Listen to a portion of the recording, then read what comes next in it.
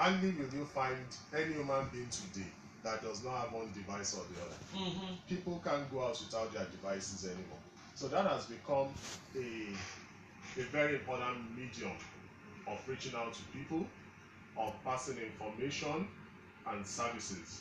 So where we come in is we think of what needs people have, what information are people trying to get from life. And you know everybody has a mobile device with them. So we look at services that may serve your purpose, that will help you solve your need. It could be educational, it could be entertainment, it could be sports, it could be things about entrepreneurship, it could be agriculture, it could be anything. And we just make sure we pass that information to you via your digital device. In other words, you do not need too much of investment, you do not need too much of funding to establish that kind of business. In fact, truly, absolutely no funding at all. What you need more is your brain and your ingenuity. Your ingenuity. Now, what do you think? Okay, I'll come back to you. Tunde. Yes, sir. How are you? Great. Very good. I like the fact that you're a seasoned leadership and management consultant for SMEs and charitable organization, and you have wealth of experience in project management, enterprise planning, finance. Yes, ma'am. That area, I like it. Now, but before you start, what does GDPR mean?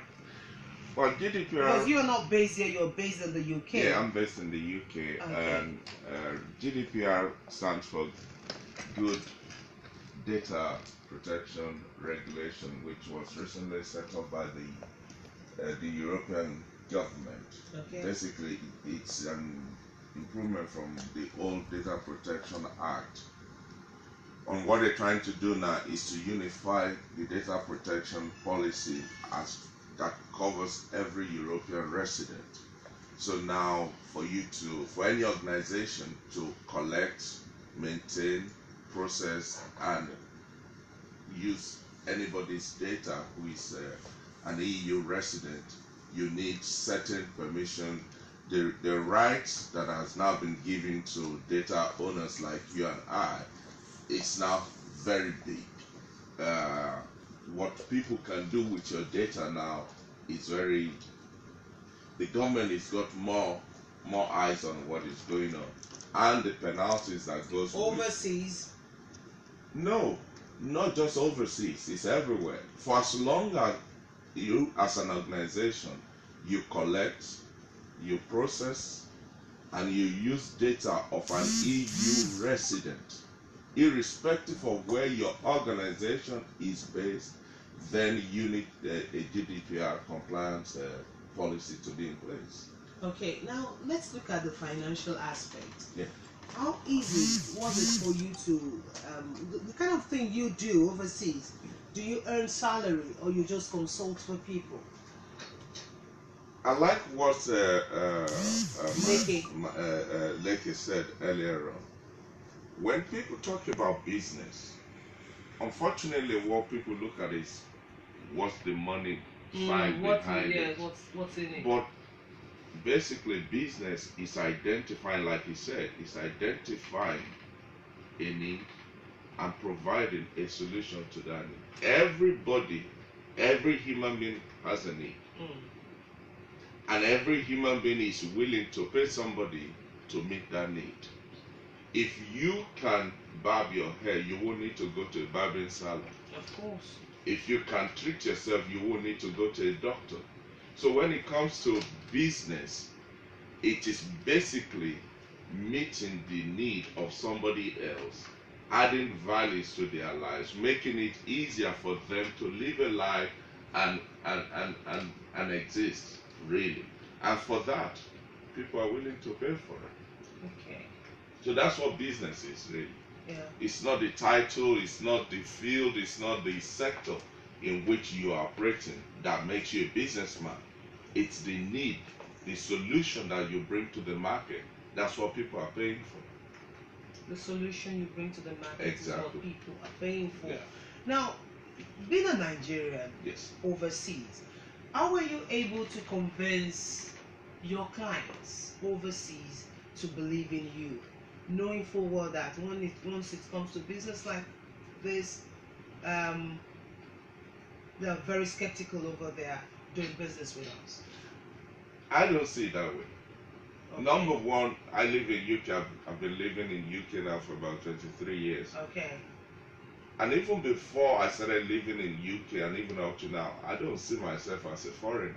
Right. I'm a full British citizen, but that is not what drives me.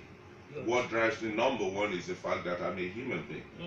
And I have everything that any other human being should have and could have. And so it starts with how do you see yourself? You can only give what you have, and what you give is what will determine how people receive from you.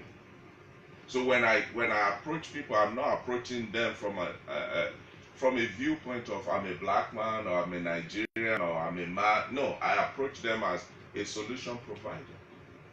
And the truth is, problem don't care whether you're black, white, green, yellow. Problem needs solution. And the people that you are providing for, yes, they may have a preconceived idea about your color or your language or your background, but at the end of the day, when you put the solution on the table and you are able to scratch where it is itching them, your color becomes irrelevant. Your background is completely out of the window, because as far as they're concerned, you are providing their solution.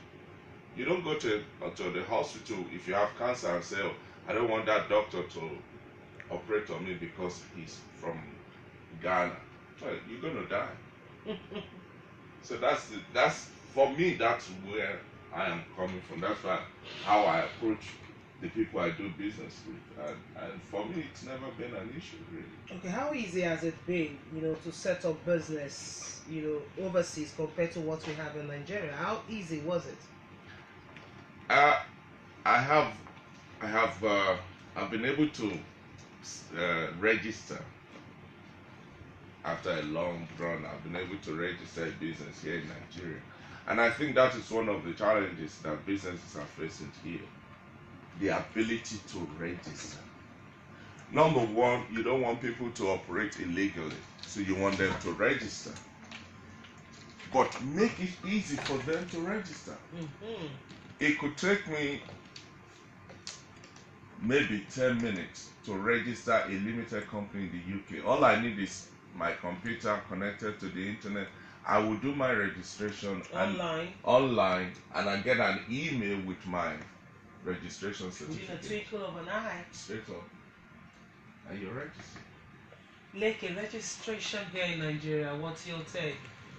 Wow, I just said wow when you said 10 minutes. But that's how long it takes. 10 minutes? The time it takes you to complete the document online, click your submit. And that's it. And that's it. I mean, in Nigeria. Leke, you're a businessman in Nigeria. He's talking from the Igbo angle. In Nigeria, I really don't even know where to start from, because though they will tell you can do it yourself, but online, as usual, we like to copycat it. But by the time you start to see that it's very frustrating. unrealistic, it's frustrating. You might end up having to use an intermediary, and by and large, it will take you nothing less than 2 weeks. Could take nothing less than 2 less than 2 weeks. That's 2 weeks. That's the reality we see on ground. I mean, and that is when you are using an intermediary.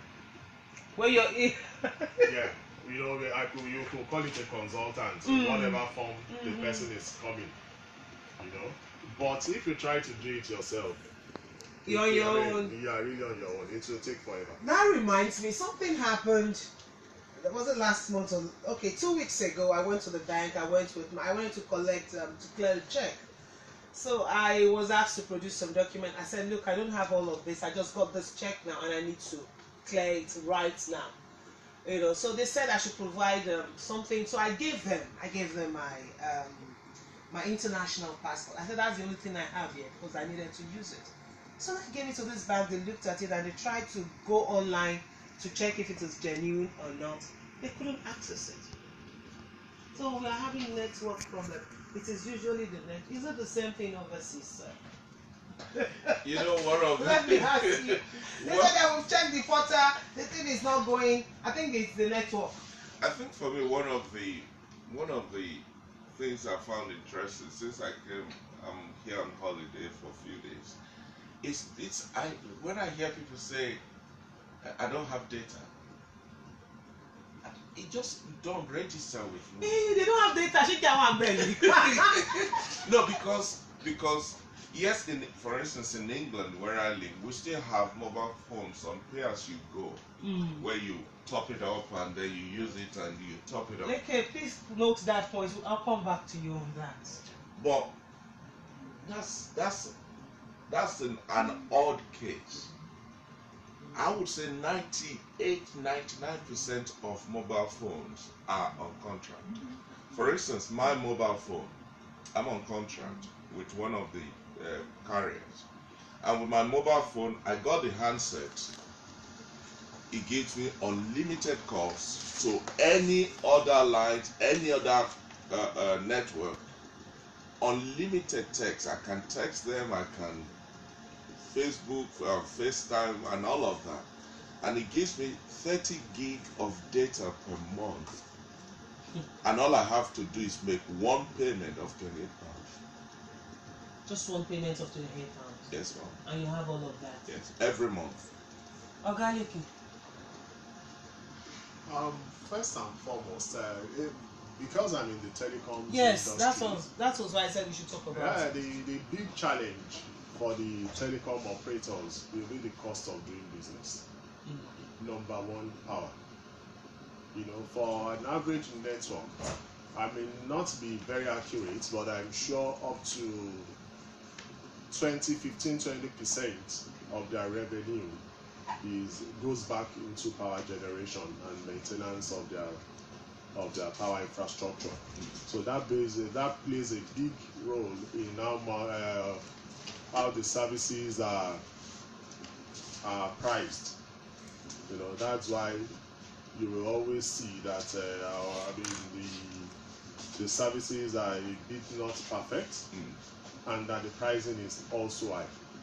You know, but aside all of that, you also have the challenge of the operators not investing in on the long-term basis. Why I would say that is this: you could decide also that, okay, let me put certain infrastructure and equipment, and I'll make my money back in 5 or 10 years. Are they willing to do that? Is the funding available to them? So those are some of the nagging issues we have in Nigeria.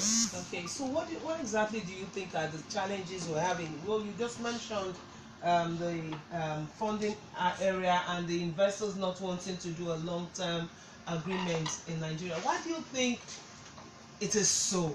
And why do you think overseas? I'll come to you, please. Overseas today, everything seems to be very easy. Why so? I think to say everything is so easy, it's a wrong way of saying it. I think Of course, the basic things are easy, like what you just mentioned now. Yeah, but at the end of the day, they're not easy. The difference is between the system in Nigeria and the system overseas. For me, from my point of view, is number one, like any part of our human life, if you're not living on structure, on principles, on systems, it's not going to work. I was in a banking hall 2 days ago, and there was a long queue. And I turned to my brother and said, why are there so many people waiting? Now, don't get me wrong, there's still always a queue in the bank, also in England. But almost everything has become automated.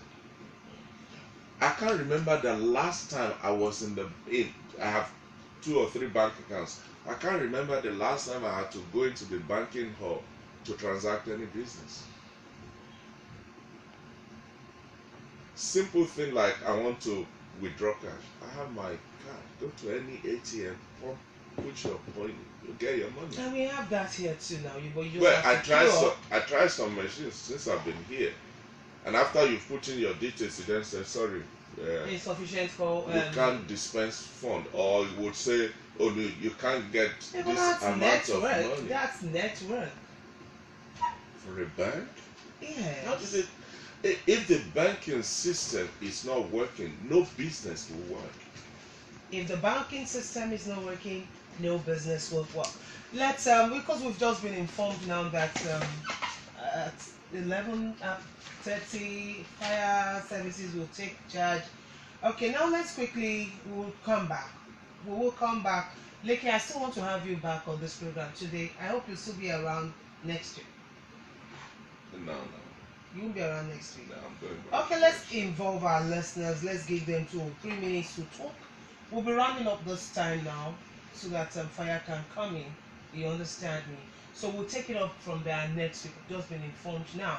0703063163. Let's see if we can involve our listeners and let's see if we can get more questions for Leke and Tunde Disu. We have Alhaji Leke Yusuf.